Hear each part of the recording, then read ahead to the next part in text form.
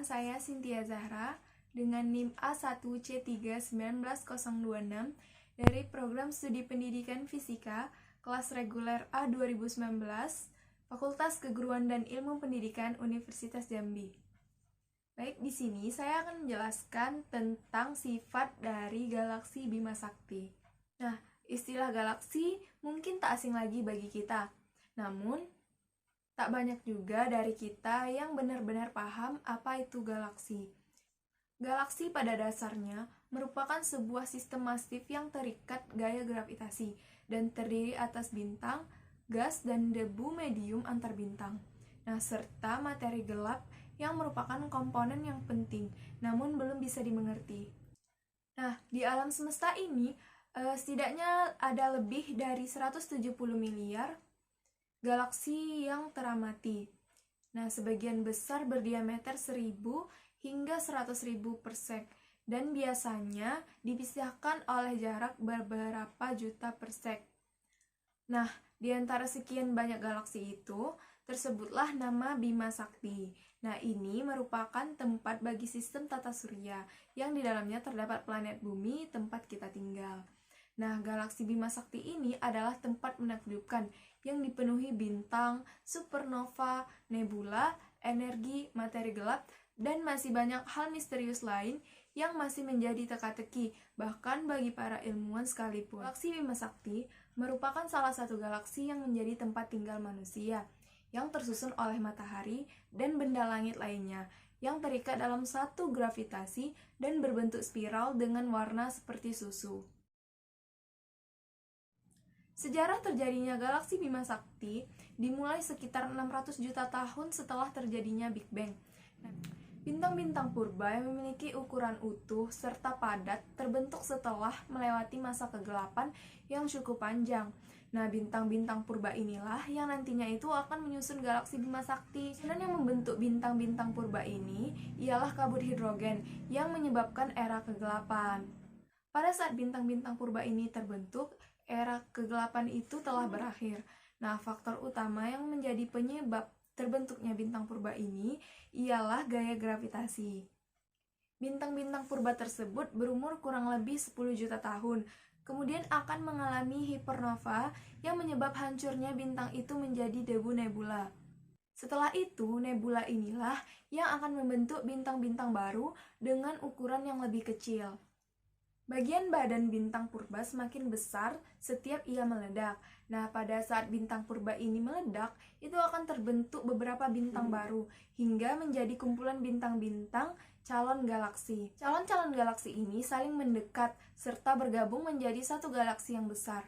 Nah, jadi galaksi Bima Sakti ini awalnya hanya terbentuk dari beberapa bintang purba saja. Nah, bintang purba tersebut meledak serta membentuk bintang-bintang yang baru. Nah, siklus ini terus terjadi hingga terbentuklah calon-calon galaksi yang tergabung menjadi satu galaksi yang utuh, serta disebut dengan galaksi Bima Sakti.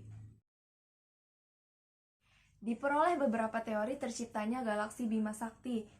Nah, salah satunya ialah teori spekulasi Fowler. Teori tersebut dikemukakan oleh ilmuwan yang bernama Fowler sekitar tahun 1957. Nah, Fowler menguraikan bahwa 12.000 juta tahun yang lalu, galaksi masih dalam bentuk gas hidrogen. Nah, dengan diameter yang sangat besar. Karena mempunyai gaya berat, maka mendapati peregangan.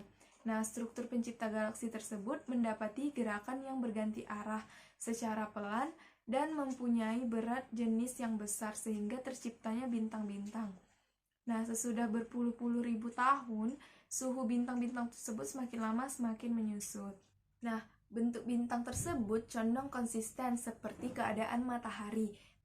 Teori tersebut dipercayai oleh para ahli yang berlangsung pada inti galaksi, yakni lokasi terciptanya bintang-bintang baru, baik secara lembut ataupun eksplosif. Nah, menurut teori tersebut diuraikan bahwa galaksi tercipta dari himpunan gas hidrogen yang membeku dan menciptakan bintang. Bintang tersebut bercerai-berai, tetapi karena terkait gaya gravitasi, maka ia kembali menggabung pada daerah yang luas dan menciptakan galaksi. Demikian pula dengan galaksi Bima Sakti. Masa galaksi Bima Sakti. Ibarat rumah, artinya Bima Sakti sebagai galaksi yang kita tinggali juga memiliki berat. Nah, sebuah catatan menyebut bahwa total massa yang dimilikinya sekitar 700 miliar sampai 2 triliun kali lebih besar daripada matahari. Nah, namun demikian, jika mengacu pada perhitungan terakhir oleh teleskop Very Long Baseline Array atau VLBA, ukuran Bima Sakti konon lebih besar dari yang kita ketahui sebelumnya. Ukuran galaksi terakhir kini dipercaya adalah mirip seperti tetangga galaksi terdekat, yakni galaksi Andromeda. Dengan menggunakan VLBA untuk mengukur geseran daerah formasi bintang-bintang yang terletak jauh ketika bumi sedang mengorbit di posisi yang berlawanan dari matahari, para ilmuwan dapat mengukur jarak dari berbagai daerah itu dengan asumsi yang lebih sedikit dari usaha pengukuran sebelumnya. Nah, estimasi kecepatan rotasi terbaru dan lebih akurat adalah 914.000 km per jam.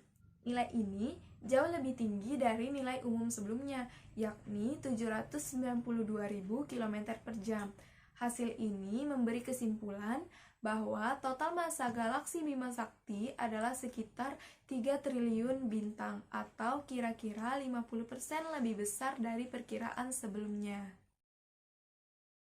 Nah, selanjutnya adalah struktur galaksi Bima Sakti. Nah, struktur galaksi Bima Sakti terdiri dari pusat galaksi, piringan galaksi, dan korona galaksi. Pusat galaksi memiliki kerapatan bintang yang sangat tinggi, yaitu sekitar 1 juta bintang tiap parsek atau 1 juta kali kerapatan bintang di sekitar matahari. Lalu, banyak ditemukan gugus bola, bintang variabel RR Lyrae, dan planetary nebulae. Dan pengamatan terutama dari panjang gelombang radio, inframerah, sinar X, dan sinar gamma. Nah, melalui pengamatan sinar X, diperkirakan ada lubang hitam raksasa di tengah pusat galaksi. Melalui pengamatan radio dan inframerah, diketahui semakin dekat ke pusat galaksi, maka kecepatan rotasi akan semakin besar, sehingga diprediksi ada massa yang sangat besar di pusat galaksi bumi.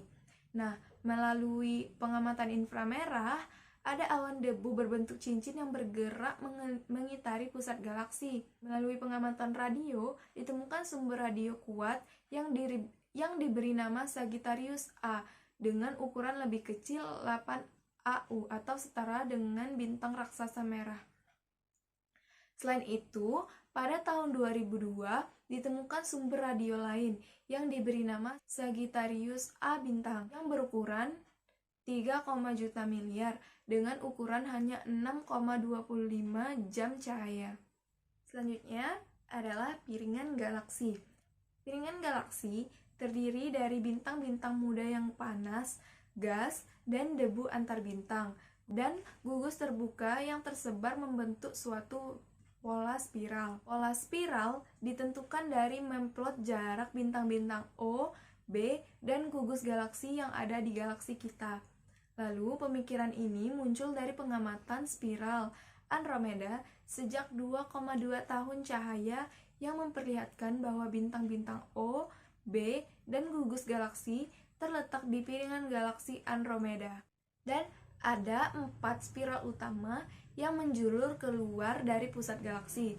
Lalu, piringan galaksi berotasi dengan rotasi diferensial, yaitu kecepatan sudut di pusat lebih besar daripada bagian tepi. Nah, yang ketiga adalah bagian korona galaksi. Bagian korona galaksi memiliki diameter yang jauh lebih besar daripada bagian dari halo galaksi. Nah, harga diameter ini belum pasti, paling sedikit sekitar 120.000 pc dan mungkin mencapai 600.000 pc. Pada korona galaksi kita, terdapat 2 galaksi kecil yang menjadi satelit galaksi kita, yaitu Kabut Magellan Besar dan Kabut Magellan Kecil. Di sini juga terdapat galaksi-galaksi lain yang lebih kecil lagi sebanyak 7 buah dan beberapa buah gugus bola.